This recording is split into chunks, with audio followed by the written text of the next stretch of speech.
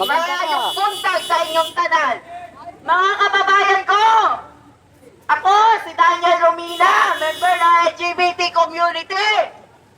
Ako ang pinakabatang petitioner ng isang habeas corpus na inihain ni Davao Mayor Baste Duterte sa Korte Suprema. Ako ang pinakabatang lumalaban upang mapakinggan ng Korte Suprema ang hinaing na lahat ng mga Pilipino na pauwi na po si Tatay Duterte sa Pilipinas at dito litisin. Wala akong alam sa politika dahil bata pa lang ako. Pero ngayon, 18 years old na ako, putang ina. Bakit sinisira ninyo ang bayan ko? Mga politiko! Bakit sinisira ninyo ang sarili ninyo mga tahanan na bansang Pilipinas? Ikaw, Pilipino! Ikaw! Bakit hinayaan nyo nang ginagago ka na ng gobyerno pero nandyan ka pa rin sa bahay mo? Lumabas kayo! Sumama kayo sa amin upang ipagtanggol ang Pilipinas. Hindi tayo akyat ng bundok. Hindi tayo magpapaka-NPA. Lalaban tayo para ipaglaban ang Pilipinas at karapatan nating bawat Pilipino na magsalita. Nawakasan na po ang korupsyon!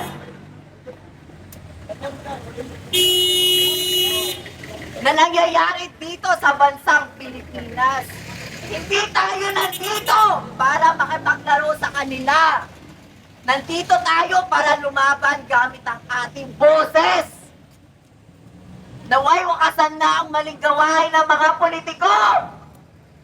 Wakasan na ang korupsyon. Pauwi na si Tatay Duterte sa Pilipinas. Kapwa ko kabataan, gumising na kayo. Ipaglaban naman natin ang Pilipinas. Ang pinakamamahal nating Pilipinas. May iiwan akong kataga sa inyo. We only have is hope. Hope is the start. Service is the path.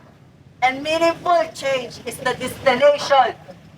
I stand here as a youth to inspire and enlighten everyone for fight for what is right and for all of us, Filipinos, para sa Diyos, sa bayan, at sa bawat pamilyang Pilipino. Mabuhay ang Pilipinas! Duterte pa rin! Duterte! Duterte! Duterte! Mapayag pa kayo na ginaganito na po tayo ng mga gobyerno, mga politiko. Hindi tayo papayag. Lalaban tayo hanggang dulo. Mabuhay! Maraming salamat po. Gusto ko lang din po magpasalamat kay Tatay Rani ng Quezon City sa pagbigay niya ng suporta sa ating ginagamit na sasakyan at ang mga ginagamit nating sound system. Maraming salamat po, Tatay Rani. Mabuhay ka! Ipagpatuloy mo ang pagtulong sa kapwa Pilipino! Allahu Akbar! Assalamualaikum warahmatullahi ta'ala wa barakatuh! Gusto ko lang pong batiin ang mga taga-Supreme Court na tunay na sandalan ng mamamayang Pilipino! Mabuhay po kayong lahat! Naririto po kaming mga Muslim, Bangsamoro, Autonomous, Region, Muslim, Mindanao! Pumunta po kami rito sa harap nyo para po makiusap na kayo po ang tunay na pag-asa ng Bangsamoro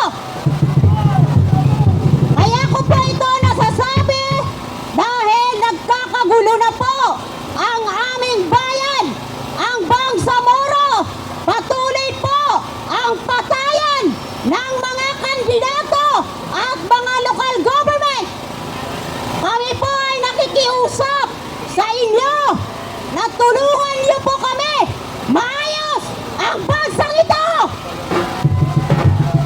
Allahu Akbar!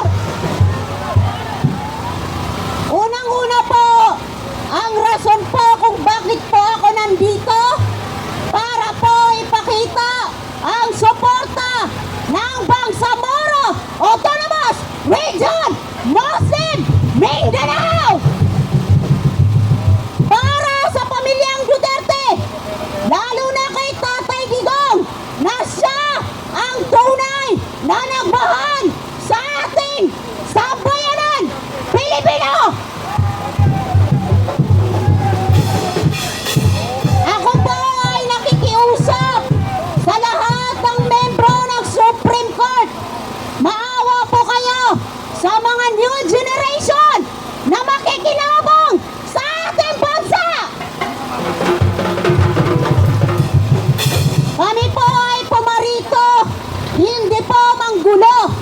Bagkus, nagpapakita po kami ng reklamo patungkol sa nangyayari sa ating bansa.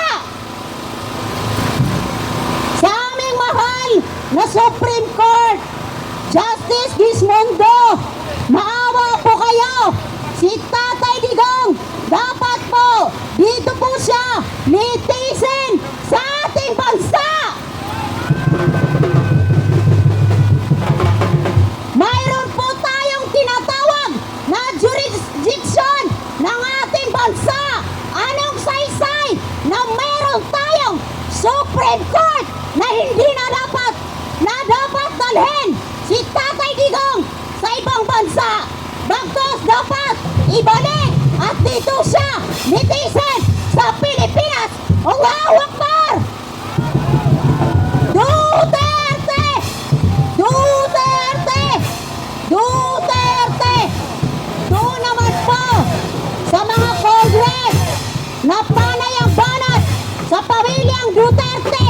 Maawa kayo sa mga anak nyo. Maawa kayo sa pamilya nyo. Maawa kayo sa kinasasakupan nyo. Hindi lang dapat kayo ang makikinabang sa pera ng gobyernong ito. Kami po ay nagpapasalamat sa lahat ng Duterte supporters dahil nandito sila kahit na tumitirik ang araw para po ipakita ang suporta kay Vice President Inday Sara Duterte!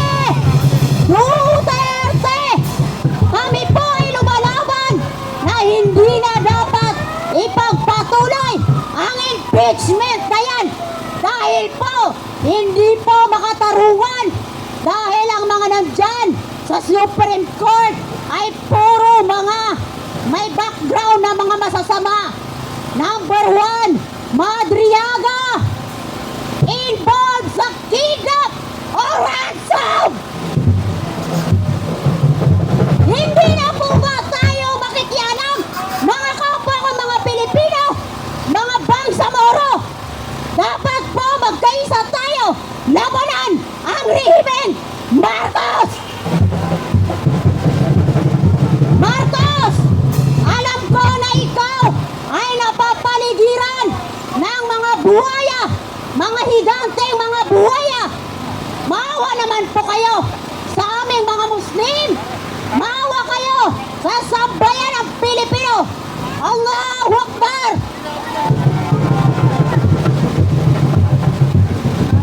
Ako po ay hindi tatahimik hanggat hindi mabigyan ng due process ang bansang ito.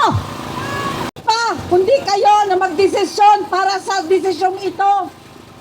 Dahil po, ang bayan ay hirap na. Walang kongreso, walang senado, at lalong wala na pang gobyernong matino. Kayo lang po ang dapat naming hingian ngayon ng tulong. Justice Leonen at sa mga kasama pa. Nawa po kayo ay gabayan ng Diyos na mag-isip sa gabi sa inyong pagtulong. Maawa po kayo sa taong bayan na nagdurusa sa ginagawa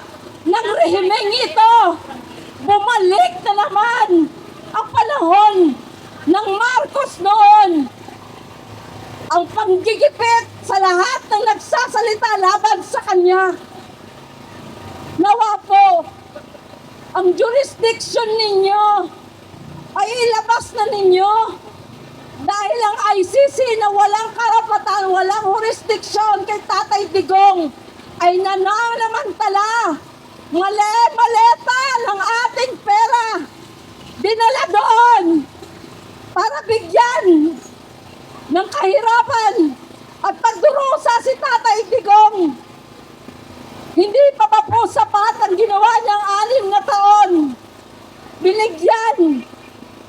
Binigyan tayo ng karapatan.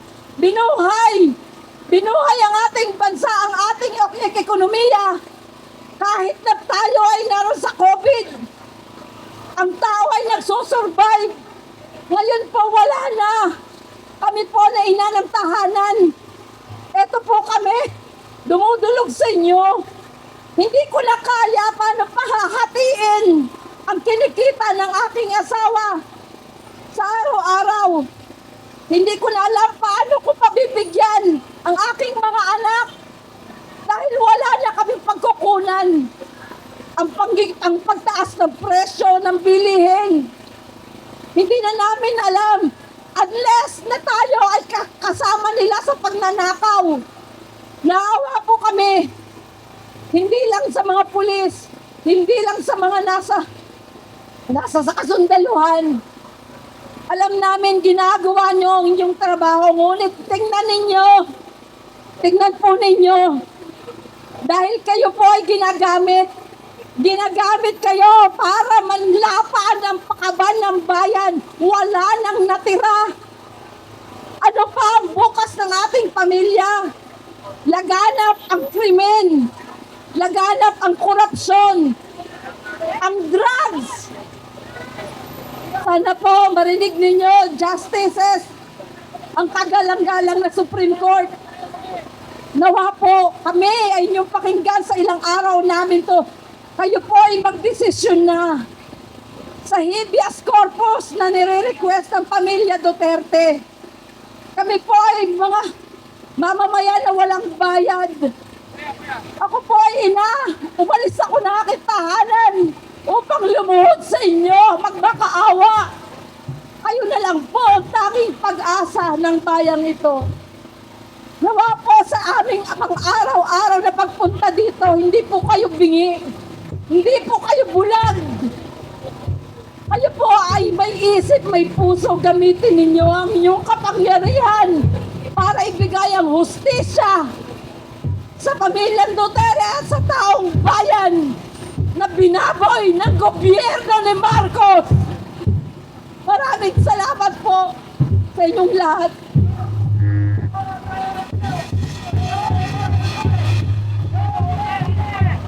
Salamat kasama. Nakakaantig naman.